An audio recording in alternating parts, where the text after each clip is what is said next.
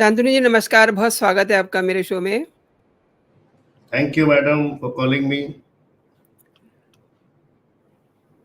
प्रधानमंत्री लगातार विदेशों में भारत की धाक बना रहे हैं। न केवल धाक बल्कि ज़रूरतमंद देशों का भारत मददगार भी बन रहा है। अब भारत और ईरान में चाबहार बंदरगाह को लेकर के एक फैसला हुआ है। काफ़ी दिनों से ये चल रहा था लेकिन इसको अब अंतिम रूप दे दिया गया है। चाबहार भारत का पहला विदेशी बंदरगाह होगा। अभी तक इस बंदरगाह को लेकर के भारत और ईरान के बीच कई मुद्दों पर गतिरोध था। लेकिन अब सब कुछ ठीक हो गया है, इस पे फाइनल मोहर लग चुकी है। लेकिन मैं ये समझना चाहती हूँ कि इससे भारत को क्या फ़ायदा होगा?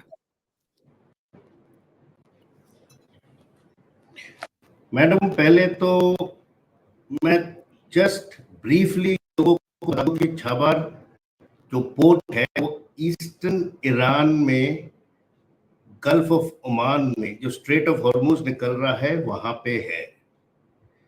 एंड ये एक पोर्ट है जिसमें दो अलग अलग बंदरगाह हैं जो कि शाहिद कलंतारी और शाहिद बेहस्ती दोनों में 5-5 बर्थ है, मतलब 10 जहाज एक साथ आ सकते हैं। और एक ये डीप सी पोर्ट है, मतलब एकदम बंदरगाह तक जहाज आ सकता है।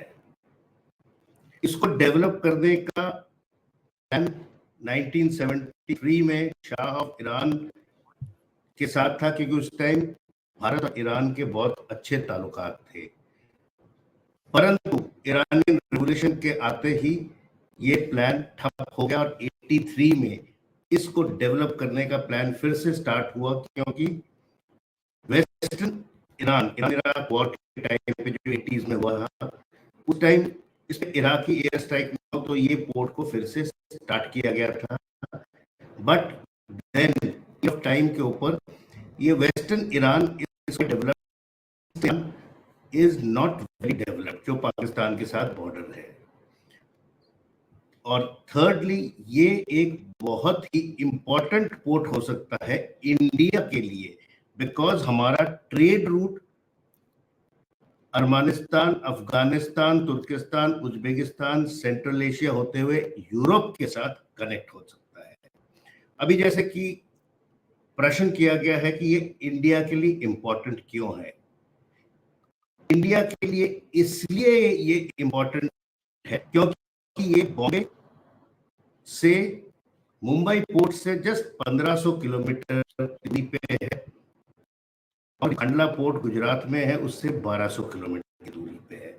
इसका प्रॉक्सिमिटी दुबई से भी है, और ग्वादार पोर्ट जो कि पाकिस्तान का है, जिसको कि चीन यूटिलाइज कर रहा है अपना चाइना पाकिस्तान इकोनॉमिक कॉरिडोर के लिए, वहां से सिर्फ 100 किलोमीटर से कम की दूरी पे है। और Karachi port is 170 kilometres away. तो इससे क्या है, इंडिया का कंप्लीट रूट खुल जाएगा with the Central Asia and Europe. And India has also helped Iran build the Iran Chabahar Zahedan rail route, जो कि अफगानिस्तान में काबुल से कनेक्ट हो रहा है, और एक 240 किलोमीटर का रोड भी बनाया है जो कि ईरान और अफगानिस्तान को कनेक्ट कर रहा है। इसमें India under this government has done this work. और ये जो चल रहा था 2017 में first time Indian Global Port Limited और Ports and Maritime Limited Iran का, इन्होंने इंडिया ग्लोबल पोर्ट के साथ मिलके एक समझौता किया है to handle this Chabahar port. और ये 2017 का एक जो ट्राइपार्टिएट एग्रीमेंट हुआ था between Iran, Afghanistan and India,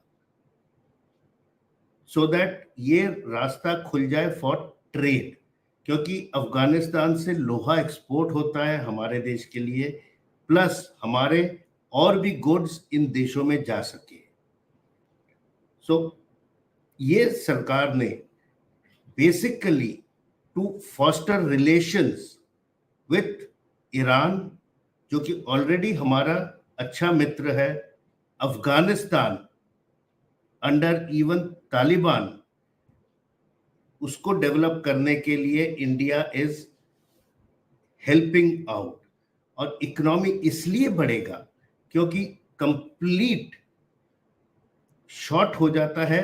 Chabahar गए, वहां से रोड रूट या रेल लिंक है अफगानिस्तान होके तुर्किस्तान, उज्बेकिस्तान होके सेंट्रल एशिया से आगे यूरोप के लिए, which is the north south traffic corridor, which is being developed. 7,400 kilometre का जो रोड है।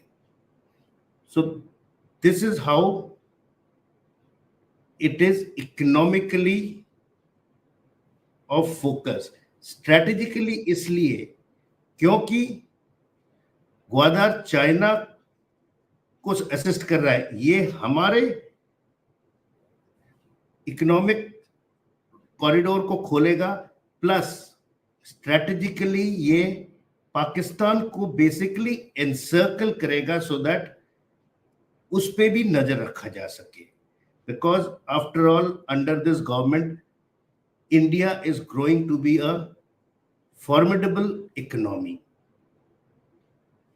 सो इससे हमारे लिए ग्रेन, मेटल, आयरन और खाद्य पदार्थ भी, जैसे 2017 में first lot of wheat, about 10,000 tons of wheat Afghanistan को इस पोर्ट के थ्रू भेजा गया है। So that is how this is economically important to us. Shantanu ji, एक चीज और जानना चाहती हूँ, चाबार बंदरगाह पर भारत की मौजूदगी को पाकिस्तान के लिए एक बड़ी हार के तौर पे देखा जा रहा है, क्या कहते हैं? यस, ईरान ने पहले पाकिस्तान और चाइना को भी रिक्वेस्ट किया था इस प्रोजेक्ट में हेल्प करने के लिए, बट इन्होंने इस इंपॉर्टेंस नहीं दिखाया और इसको ठंडे बस्ते में डाल दिया, जो कि अभी लेटली पाकिस्तान के एम्बेसडर ने ओपन स्टेटमेंट दिया है। फर्स्टली हेल्प नहीं कर सकता है बिकॉज पाकिस्तान के पास अपने फंड्स है ही नहीं। सेकेंडली, चाइना इस प्रोजेक्ट में हेल्प इसलिए नहीं कर रहा है बिकॉज उसको फायदा नहीं हो रहा है, बिकॉज ग्वादार को इंपॉर्टेंस देने से it is getting a port. वो ईरान के साथ ताल्लुकात इसलिए नहीं बढ़ाने चाहता क्योंकि it does not want to get involve with Afghanistan. And Pakistan के लिए ये हार इसलिए है क्योंकि जैसे कि मैंने अभी बताया, strategically it is getting encircled and their maritime security is getting threatened. And ये जो parallel Chabahar Zahedan rail route या जो रोड जा रहा है, it can be used also to keep an eye on the track which is coming from Karakoram down to Karachi and Jabbar, and Pakistan suspects that our naval forces will be also monitoring this route, though कि ये हमारे defence circle के बाहर है, but then there are tactical and strategic importance of this route which obviously we will also try to exploit. So Shantanu जी, हाँ, please please carry on. इसीलिए पाकिस्तान इसको एक हार ही माने क्योंकि economically it can not sustain the port and then even tactically militarily it is getting onto a back foot. ये भी सुना जा रहा है कि इस समझौते के तुरंत बाद अमेरिका ने चेतावनी दी कि कोई भी तेहरान के साथ व्यापारिक सौदे करने का विचार बना रहा है तो उसे संभावित प्रतिबंधों का सामना करना पड़ सकता है। तो मैं ये समझना चाहती हूँ कि ये सब क्या है और अमेरिका के पेट में दर्द क्यों उठ रहा है? मैडम, जो चीज अमेरिका को पसंद नहीं है उसी के लिए उसको कष्ट होने लग जाता है। इनिशियल ईरान पे जब सैंक्शंस लगाए गए थे 2003 में, या ईरान इराक वॉर के टाइम पे भी छाबार पोर्ट या ईस्टर्न ईरान पे सैंक्शंस नहीं लगाए थे, बिकॉज वो उस टाइम के सिचुएशन या जियोपॉलिटिकल रिक्वायरमेंट्स को फुलफिल कर रहा था। बॉर्डर इराक के साथ था, इराक ईरान वॉर के टाइम पे इस तरफ कुछ भी नहीं था, प्लस अफगानिस्तान को मिल रहा था, सामान आ पा रहा था, because US forces were there in Afghanistan trying to control Taliban. तो उस टाइम पे उन्होंने उसको कुछ नहीं बोला, and there were no sanctions put on this development of this port, but on the other port जो ईरान का है बंदर अब्बास, उसके डेवलपमेंट पे, ईरान के डेवलपमेंट पे नाटो कंट्रीज बोलिए, यूरोपियन कंट्रीज को मना किया गया था, so that the erstwhile USSR, Russia या उस एरिया को डेवलप ना कर पाए। बट नाउ ईरान को उन्होंने टेररिज्म को बढ़ावा दे रहे हैं ये कह के, because of its fight with Israel. Iran Israel के बीच में जो मुठभेड़ हो रहा है because of Iran and Hamas, और कहा जाता है येमेनी हाउदीज जो पायरेट्स हैं उनको ईरान बढ़ावा दे रहा है। इसलिए अभी बिकॉज ईरान में सो कॉल्ड जो हिजबुल्लाह हो या एक्सेस ऑफ रेजिडेंस को ग्रोथ मिल रहा है, वो यूएस को खटक रहा है, तो इसीलिए अभी वो सैंक्शंस लगाने की धमकी दे रहा है या जो स्टॉपेजेस कर रहा है, बिकॉज दे से कि ईरान टेररिज्म को ग्रोथ कर रहा है, एंड इंडिया को भी इन सैंक्शंस के दायरे में लाया जाएगा अगर ये छाबार के साथ खिलवाड़ किया या ये एग्रीमेंट को फाइनल स्टेज में लाया। बट जैसे the present government under our prime minister is pushing economy ahead, और ये जैसे कि मैंने शुरुआत में बताया is a very important link on to the Central Asia and also to Europe, जिसमें हमने ऑलरेडी काफी इन्वेस्टमेंट कर दिया for the rail and road infrastructure also. और ये जो पोर्ट है इसको फाइनल एग्रीमेंट करके इंडिया पोर्ट्स लिमिटेड ने टेक ओवर कर लिया cohesively with ports and Maritime limited of Iran.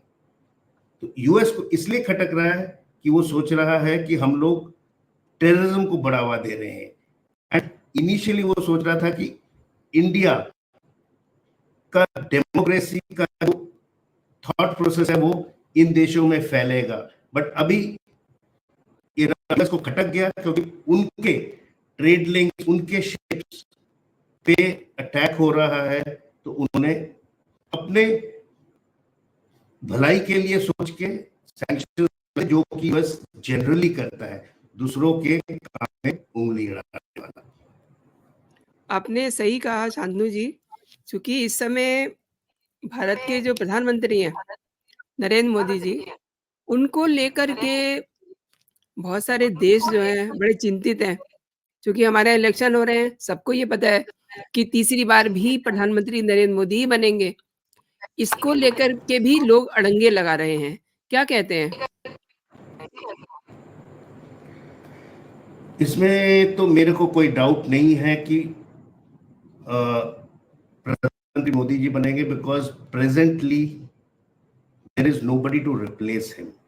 And मैं ये भी कहूंगा क्योंकि क्यों नहीं, बिकॉज अभी तक जितने भी बोल्ड स्टेप्स लिए हैं जो कि इतने सालों में नहीं हो पाया था, जैसे कि आर्टिकल 370 राम जन्मभूमि वाला प्लस सीए इत्यादि, list is endless, has been for benefit of the country, opposition समझे या ना समझे।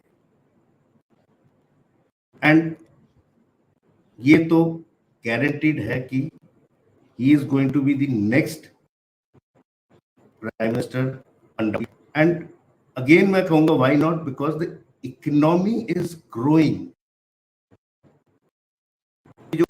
Look at the complete growth of our country and his vision to make us the third by 2025. हम USSR, Russia, China, and US are ahead of us.